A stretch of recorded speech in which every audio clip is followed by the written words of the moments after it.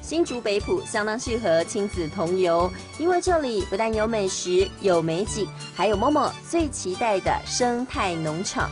因为在这里，业者把Momo在书本上认识的大明星全部搬到眼前。有意思吗？不要害怕，不要害怕。你好，你们来，嗨，你好啊！你知道这个通波是什么吗？知道吗？羊驼。嗨，现在是羊驼的散步时间。没错，这是我们园区的羊驼，它每天会有一些固定的时间出来散步。是不是不可以摸它？没错，羊驼它非常的胆小，所以好妙。吓到的话，它可是会踢人，还有吐口水都。好像也不能喂它，对不对？没错，不要打扰它吃饭时间。没错，对。它就吃草嘛，哈。没错，它们是草食性的动物，而且有3个胃，对，会像这样子一直吃草，可以增加它们的消化。Momo刚刚老师有说不能摸，对不对？因为学識愛護動物相当重要，知道吗？知道。我们可以过去轻轻的，可是不能打扰它吃饭。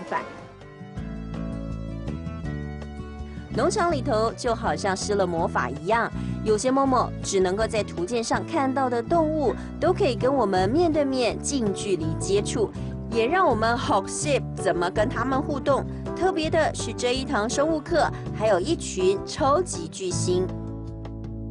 耶，Momo你看有好多动物哦！你看有哪些动物？有兔子、公鸡，那是什么？天竺鼠。对，我们一起来去喂动物好不好？走走走！哇，你看，这都是天竺鼠，对不对？没有尾巴哎，你看，它吃红萝卜。你走这一位看看，你要不要喂？好，谢谢。你看，你喂兔子，兔子在哪里？兔子，你看，这只天竺鼠最想吃。还有啊，哪一只最可爱？你觉得？哪一只兔子最可爱？哪一只天竺鼠最可爱？哟，你看，整个要吃了。我要拿高一点，不然它把我吃光光。Momo，你看这么多的动物，你最喜欢哪一个啊？我喜欢小兔子。我最喜欢羊驼了。而且呢，我觉得很特别的是，来到这里呢，可以學識愛護動物。